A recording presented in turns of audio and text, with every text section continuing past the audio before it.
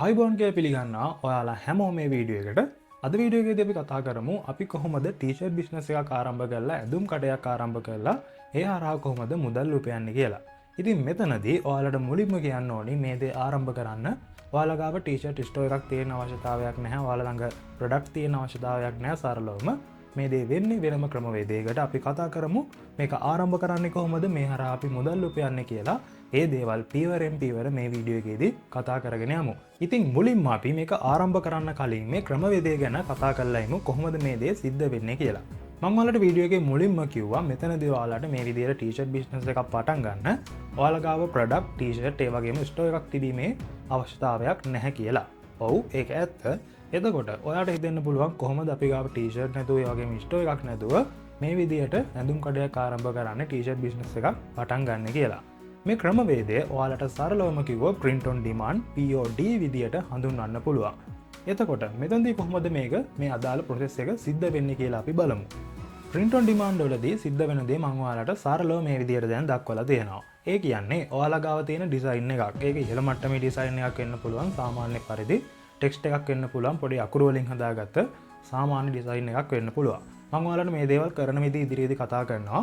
එතකොට ඔයාලා ගාව තියෙන අන්නේ විදිහේ ඩිසයින් එකක් ඔයාලා මේ අදාළ ප්ලැට්ෆෝම් එකකට අප්ලෝඩ් කරගන්නවා. ඒ අප්ලෝඩ් කරගෙන ඒ ඩිසයින් එක එනේබල් කරගන්නවා ටී-ෂර්ට් වලට, ඒ වගේම මග්ස් වලට, ඒ වගේම බිත්තිදරදිලි වගේ තියෙන ඒ වගේ ප්‍රොඩක්ට් වලට ඔයා මේ ඩිසයින් එක එනේබල් කරගන්නවා. එහෙම එනේබල් කළාට පස්සේ ඒ අදාළ ඩිසයින් එකත් එක්කේ තියෙන ප්‍රොඩක්ට් එක සයිට් එකේදී පෙන්눔 කරන්න පටන් ගන්නවා. ඔයාලා දන්නවා e-commerce වෙබ්සයිට්, ඒ වගේම තියෙන ඔන්ලයින් shopping වෙබ්සයිට් ඔයාලා දන්නවා. ඒ විදිහේ වෙබ්සයිට් එක ඔයාලගේ තියෙන ප්‍රොඩක්ට් එක පෙන්눔 කරන්න පටන් ගන්නවා. එතකොට ඔයාලගේ ප්‍රොඩක්ට් එක පෙන්눔 කරන්නේ ඔයා අතනදී අප්ලෝඩ් කරගත්තේ ඩිසයින් එකත් එක්ක තමයි. ඒ ටී-ෂර්ට් එක කියලා අපි හිතමු. ටී-ෂර්ට් එක පෙන්눔 කරනවා ඔයා අතනදී අප්ලෝඩ් කරගත්තේ සබ්මිට් කරපු ඩිසයින් එකත් එක්ක ඒක print වෙලා තියෙන විදිහට පෙන්눔 කරනවා. එතකොට ඒ වෙළඳ පොළට ඒ සයිට් එකට එන shopping වෙබ්සයිට් එකට එන අදාළ කස්ටමර් කෙනෙක් ඒ ටී-ෂර්ට් එක මිලදී ගන්න හිතලා එයා ඒකට ඕඩර් එකක් දානවා. එතකොට ඒ ඕඩර් එක ඒ විදිහට යනවා අතනදී ඒ අදාළ ප්ලැට්ෆෝම් එකකට, ඒ කියන්නේ අපි වැඩ කරන ප්ලැට්ෆෝම් එකට යනවා. එහෙම ඕඩර් එක ගියාට පස්සේ ඕඩර් එක කන්ෆර්ම් වුණාට පස්සේ එයාලා කරන්නේ ඔයාලගේ ඩිසයින් එක දාලා ඩිසයින් එක print කරලා ඒ ටී-ෂර්ට් එක රෙඩි කරනවා අදාළ කස්ටමර්ට ඩිලිවර් කරන්න පුළුවන් වෙන විදිහට. ඒ විදිහට අපේ ඩිසයින් එක print කරලා ඒ වගේම ඩිලිවරි කරන්න සූදානම් කරගත්තේ ප්‍රොඩක්ට් එක අදාළ කස්ටමර්ගේ ඇඩ්‍රස් එකකට මේ කම්පැනි එක ඩිලිවරි කරනවා. එතකොට එහෙම ඩිලිවරි කළාට පස්සේ අදාළ කස්ටමර් ඕඩර් එක කන්ෆර්ම් කළාම මේ අදාළ ඕඩර් එකේ තියෙන process එක අවසන් වෙනවා.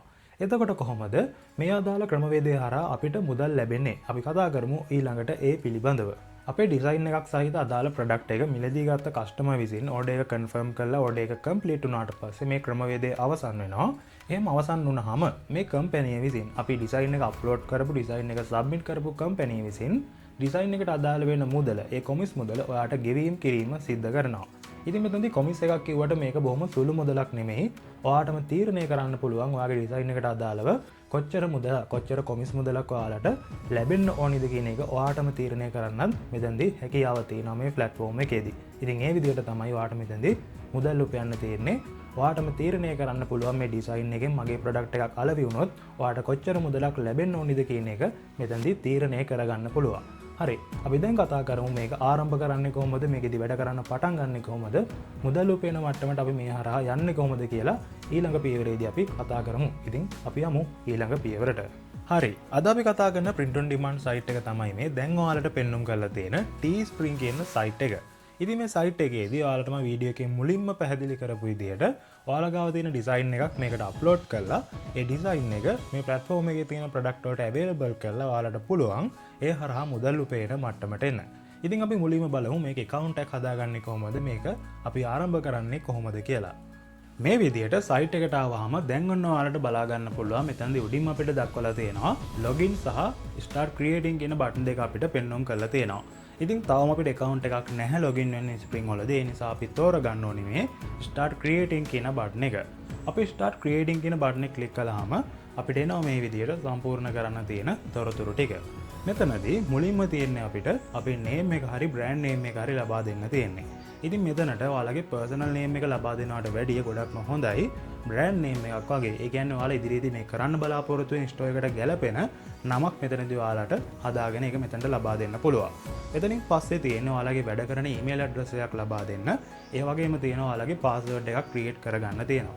ඉතින් පාස්වර්ඩ් එක ක්‍රියේට් කරගන්නකොට සාමාන්‍යයෙන් 8ත් 12ත් අතර තියෙන විදිහට ඒ විදිහ ස්ට්‍රෝං පාස්වර්ඩ් එකක් ඔයාලට මෙතනට ලබා දෙන්න පුළුවන්. ඒ විදිහට ඔයාලගේ බ්‍රෑන්ඩ් නේම් එකක්, ඊමේල් ඇඩ්‍රස් එකක්, ඒ වගේම පාස්වර්ඩ් එකක් ලබා දීලා ඔයාලට පුළුවන් මේ මූලික පියවරේදී account එක ක්‍රියේට් කරගන්න. පළවෙනි පියවරේදී ඔයාලා sign up button එක ක්ලික් කළාම දැන් ඔන්න ඇවිල්ලා තියෙනවා welcome to spring කියලා මේ විදිහට දක්වලා තියෙනවා. ඒ වගේම තියෙනවා ඔයාලා මේ ක්‍රියේට් කරගන්න ස්ටෝර් එකට ගැලපෙන URL එක ඔයාලට මෙතනදී හදා ගන්න තියෙනවා. ඉතින් මෙතනදී ඔයාලට කරන්න තියෙන්නේ URL එක විදිහට ඔයාලට නේම් එකක් ලබා දෙන්න තියෙන URL එකට ඇඩ් වෙන නේම් එකක් ඔයාලට ලබා දෙන්න තියෙන්නේ. ඉතින් ඔයාලා අතනදි මතකයි පළවෙනි පියවරේදී ඔයාලා ලබා දුන්නා බ්‍රෑන්ඩ් නේම් එක විදිහට නේම් එකක්. ඒ නමම උනත් ඔයාලට මෙතනට ලබා දෙන්න පුළුවන්. එහෙම නැතිනම් වෙනස් නමක් උනත් ඔයාලට මෙතනදී ලබා දීමේ හැකියාවක් තියෙනවා. ඉතින් ඒ විදිහට URL එකක් ක්‍රියේට් කරගෙන ඔයාලට පුළුවන් continue button එක ක්ලික් කරලා ඔයාලට spring එකේදී store එකක් දැන් හදා ගන්න පුළුවන්. දැන් ඔයාලට පේනවා මම මේ විදිහට ස්ටෝර් එක හදාගෙන තියෙන්නේ. මම ඔයාලට ඊළඟට පෙන්වන්න කරන්නම් මගේ දැනට තියෙන main ස්ටෝර් එක මොකක්ද කියලා. ඉතින් දැන් ඔයාලට බලා ගන්න පුළුවන් මේ විදිහට මගේ දැනට තියෙන ස්ටෝර් එක. ඔයාලටත් පුළුවන් මේ විදිහට ඔයාලගේ ස්ටෝර් එකටත් අදාළ cover page එකක් ඒ වගේම logo එකක් add කරගන්න.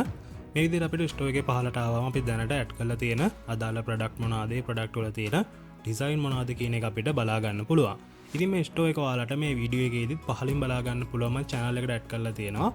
ඉතින් ඔයාලා YouTube කරන කෙනෙක් නම් ඔයාලට පුළුවන් ඔයාගේ අදාළ ස්ටෝර් එකක් ඔයාගේ channel එකට monetize approved වුණාම ඒක ඔයාගේ අදාළ channel එකට add කරගන්න පුළුවන්කම තියෙනවා.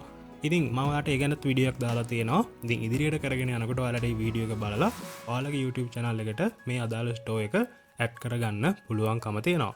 මේ වීඩියෝ එකේදී මම ඔයාලට තවදුරටත් මේ ගැන කතා කරන්න බලාපොරොත්තු වෙන්නේ නැහැ. ඔයාලට දෙවෙනි වීඩියෝ එකේදී බලා ගන්න පුළුවන් කොහොමද අපි මේ හදාගත්ත මේ අපේ ස්ටෝර් එකට අපි බැනර් එකක් දාගන්නේ කොහොමද, බැනර් එක ඩිසයින් කරගන්නේ කොහොමද, බැනර් එකට අදාළ සයිසස් මොනවද කියන එක ඔයාලට මේ වීඩියෝ එකේදී බලා ගන්න පුළුවන්. ඒ වගේම අපි ටී-ෂර්ට් එකක් ඩිසයින් කරගෙන ඒ ඩිසයින් එක කොහොමද අපේ ස්ටෝර් එකේදී පබ්ලික් කරගන්නේ කියලා අදාළ ප්‍රොඩක්ට් වලට අවైలබල් කරලා ඒක පබ්ලික් කරගන්නේ කොහොමද කියලාත් ඔයාලට දෙවෙනි වීඩියෝ එකේදී බලා ගන්න පුළුවන්. ඉතින් දෙවෙනි වීඩියෝ එක ළඟදිම ඔයාලට අරන් එනවා. අපිත් එක්ක එකතු වෙලා නැතිනම් channel එක subscribe කරලා bell icon එක click කරලාම තියාගන්න. එතකොට පුළුවන් ඔයාලට ඔයාගේ ළඟටම වීඩියෝ එකක් ගෙන්න ගන්න. අවසානයේදී මතක් කරනවා වීඩියෝ එක හොඳයි නම් වීඩියෝ එක like කරන්න කියලා මතක් කරනවා. මේ දේවල් උනන්දු කෙනෙකුට දැනගන්න ඔයාගේ community එක මේ වීඩියෝ එක share කරන්න කියලාත් මතක් කරනවා. ඉතින් ගිහින් එන්නම් අලුත් දවසක අලුත් වීඩියෝ එකකින් හම්බ වෙමු.